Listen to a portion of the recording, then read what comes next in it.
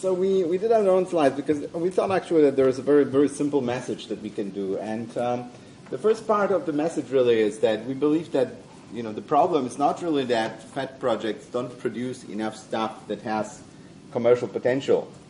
And you might think about fine-tuning the projects more to be more directed towards commercial potential, but then you may end up doing the same as the other lines of ICT research are doing. So I think that's not the core of the problem. The core of the problem is that a lot of the things that get developed that have huge potential never make it out of the end of the project. It just die with the project. And there are a lot of reasons for that.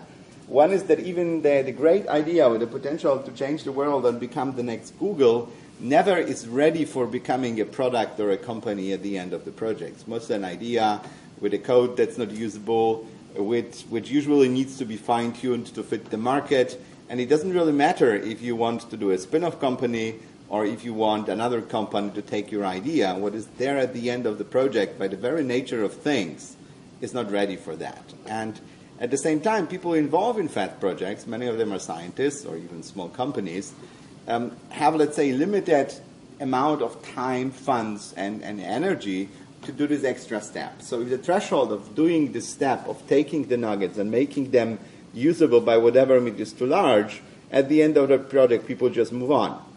And there was a question, why don't those things make it into other EU ICT research programs? And as somebody pointed out, now imagine what happens. You finish your FET project, you have the idea. Then you wait a year until in another line a call is published that more or less fits it. You do a publication for a project. It takes a year to evaluate. And after 2 years, you have a 10% chance of your thing being accepted as a project. So the line of getting there is just, it's not an option.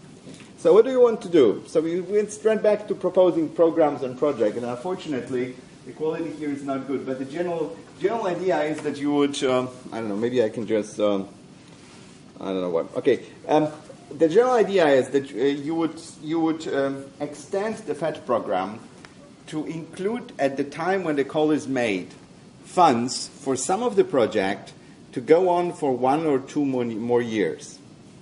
But not to go on as they started, but to take projects that actually have identified something with a commercial potential, and to sort of spin out a new project out of the old project. So that happens is that a subset of partners usually with an additional partner, which may be an external commercial partner or a spin-off, apply for an extension that allows this nugget that is there to be taken to a stage where it actually can have commercial potential. There are obviously some legal hoops there because the Commission is not allowed to fund product development, but you can do productization, and EIT labs have, for example, a line in this direction. So things that would have to be, of course, observed is that on one hand, you would like this process of applying for this extension to be as simple as possible. On the other hand, of course, you want to make sure that only those people who really mean it, who really have a commercial idea and want to develop a product, and not just all the rest who just want to get some money to fumble along as they did all the time, get this extension. So in a way, those 1 or 2 additional years would be exactly the opposite of a FET project. Whereas the FET project, is meant as somebody nicely said, where you start in a relevant area, but it's open-ended. You do research, and all is required is that you develop new technology. Those 2 years of extension will be very focused. You have this nugget in your project, and the 2 years are there to bring it to the stage, develop a market idea, develop contacts, possibly productize, and very focused. And I think by giving researchers, so we thought that by giving researchers this very low threshold entry to productizing thing, getting money, you would really make a difference. Those things would not die.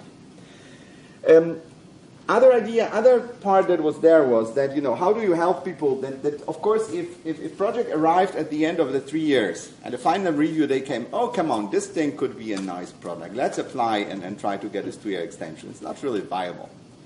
This thing would have to be somehow developed during the course of the project. And how do you make people develop it? And again, the issue, a lot of scientists may not be the right people. So you now have, in fact, this mechanism of these coordinated actions that very often accompany especially FET proactive projects, but also some FET open. So, then project meets with a coordinated action and talk what they do. And in many cases, people say, we can discuss about the value of it. But if you exchange those coordinated actions focus on some, let's say, esoteric synergy between the projects by something that is being run by an IPR specialist who will say, you know, after the review, we meet with all the projects tell us what they do, we try to identify whether it's potential, and spend half a day talking to them how they could develop it, where they could go on. Then that would again help people develop. So those were our suggestions, concrete instruments and projects. Allow a simple pathway for extending those projects that have a commercial nugget to actually exploit it, and add some sort of a innovation consortium management that really takes people by the hand and gives them along the line where appropriate. And certainly there's not an expectation that all projects would end up with those 4 to 5 years, but a certain part of them model.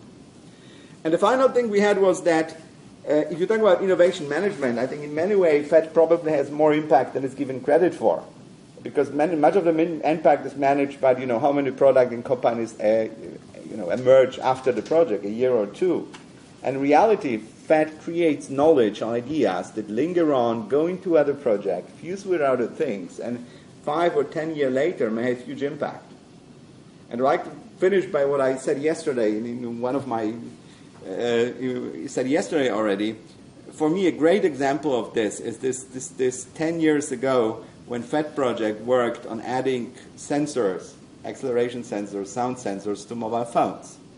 It was 10 years ago, and if you think today, probably a third of humanity is using products that have this technology. Speak about not having worked on something that has impact potential, right? I mean, it's huge. And FET is not given credit for doing it, and probably it didn't result from FET, but so they reinvented it. But in a way, those are those things where we have huge credit. On the other hand, as we said yesterday, it was not any European company that brought it to market, but actually Apple reinvented it. So yeah, but still, tracking it, there are much more things where actually there was impact on European industry, and we just don't give FET credit. So you should be more active about it. Okay, that's it. Thanks.